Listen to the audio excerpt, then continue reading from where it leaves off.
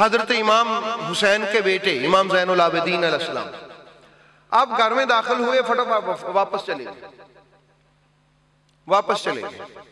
कुछ देर बाद के वापस आए, उनकी वालदा हजरत सैयदा शहर बानो सलामुल्लाह ताला अलैहा, उन्होंने फरमाया बेटा अली, अली नाम था उनका, अली ज़ैनुल आबिदीन उनका लक़ब है, तुम आए थे वापस चले गए। अब देखिए ये है हया, छोड़िए माँ बेटा है, माँ बेटा। अर्ज की कि अम्मा जान आप वजू फरमा रही थी, आपकी आस्तीनें ऊपर थी,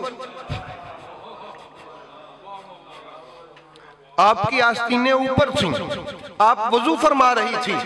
चूंकि वो सिर्फ मां नहीं देखते, सैयदा ज़हरा की बहू है ना, इमाम ज़ादों ने सिखाया इस घर का तकद्दुस क्या है, ये है। फरमाया आप वजू फरमा रही थी, मैं वापस चला गया। इसको कहते हैं हया वाली औलाद। ये इमाम हुसैन अलैहिस्सलाम की तरबियत थी। और अगर हम भी आज उस हया को मद्देनजर रखें कि हमारी माओं से हया का ये रिश्ता हो, बेटियों से हया का ये रिश्ता हो, और हमारे घर की अपनी औरतों से हया का ये रिश्ता हो, तो बाहर कितना हया का रिश्ता होगा, गैर महरम से हया का रिश्ता कैसा होगा। तो इसलिए अहबाब गिरामी उन्होंने हमें सिखा दिया है, और हम रोते हैं कि इन हया वालों के मद्दे मुकाबिल वो बेहया खड़े कर दिए इन जालिमों ने, जिनको न मां का हया, न बहन की हया, न बेटी की हया, इंतहाई बेहया लोग थे। हमें तकलीफ होती है इनके नाम के साथ जब उनका नाम आता है, तकलीफ होती। तो ये तरबियत थी हया वाली हजरत इमाम हुसैन अलैहिस्सलाम के बच्चों की। स्टेटस देखा भाई, हया का स्टेटस देखा, ये है हया का स्टेटस। और ये कहां से सीखा?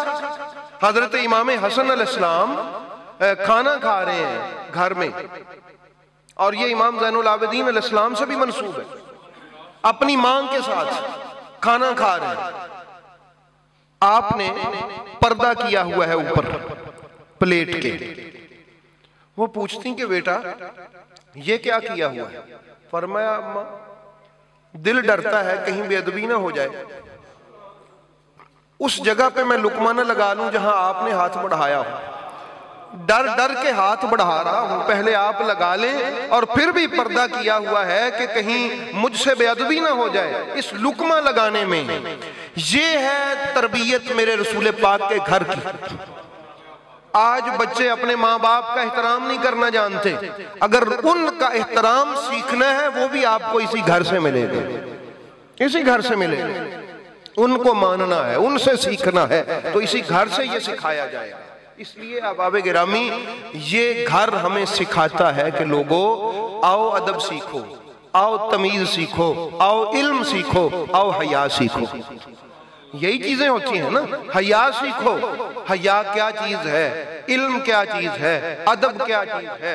और उनका ये मारूफ वाक़या आपने सुना है शहजादों का, इमाम हुसैन का और सरकार मौला हसन का, कि अगर किसी अपनी से बड़ी उम्र के बंदे को देखा कि इनका वजू दुरुस्त नहीं है, उनके नाम के साथ ये मंसूब एक बात है, खूबसूरत है, इसकी हकीकत क्या है वो मुझे सही तरह नहीं मैं आपको अर्ज करता, लेकिन मंसूब आपके साथ ये बात है कि क्या सिखाते हैं। फरमाते हैं भाई मुझे वजू करवाओ, और उनसे कहा कि जरा बुजुर्गों आप देखें कि ये दुरुस्त है, ये दुरुस्त है, ताकि ये ना कहें हम उनको कि आपकी उम्र तो इतनी बड़ी हो गई, जितना मिंबर ते मौलवियों का हाल होता, तेरे 60 साल बुढ़ा हो गए, तेन इस मसले का पता ही नहीं। तो मसला समझाने वालों को भी सिखाया, भाई बड़ों का हया करते हैं, बड़ों का हया करते हैं, उनको ऐसे नहीं कहते तेन पता ही नहीं, तू आया बड़ा इतनी उम्र लगा के, नहीं, उनके सामने बात कर लेते हैं, किसी और पता होने वाले को पता करके बता देते हैं, उसको जिसको पहले से ही पता है उसको मुखातब कर लेते हैं, ताकि जिसको पता नहीं है उसको भी पता चल जाए। आज हमें अगर किसी बात का पता चल जाए तो हम रोब झाड़ने के लिए दूसरों को कहते रहते तेनू पता ही नहीं। सीखिए मेरे अली अलैहिस्सलाम के बच्चों से कि बड़ों को भी सिखाना हो तो कैसे सिखाते हैं, जिनको नहीं पता होता उनको सिखाते कैसे हैं। ये दबके मार मार के नहीं सिखाते, तेन पता ही नहीं। इसलिए अहबाब गिरामी, क्योंकि उन्होंने रसूल पाक अलैहिस्सलाम से सीखा हुआ था कि अगर कोई एक बंदा ऐसा है कि जिसमें कोई ऐसी खामी उन्होंने देखी है तो वो करते क्या, उस मौजू पे सब कोई लेक्चर दे देते। वो बंदा भी बैठा हुआ उस मौजू पे सब कोई लेक्चर दे दिया, भाई ये चीज ऐसे दुरुस्त नहीं है, बात समझे। अब उसने खुद ही सीख लिया कि यार गलत मेरी, मसला तो ये मेरा था, कुर्बान जाऊं उनके सिखाने पर, ये तरबियत है उनकी। इसलिए ये उनसे हमें फैज मिलता है। तो ये इंशाल्लाह फिर सही कभी, तो अल्लाह रब्बुल आलमीन ने, अल्लाह पाक हमें इस घर से मुतमस्सिक रखे, क्योंकि वहाँ इल्म है, हया है, अदब है, सीख मिलती है, सीख जिंदगी गुजारने के, मरने के, जीने के सलीके तरीके मिलते हैं। अल्लाह पाक मेरा आपका हामी नासिर हो।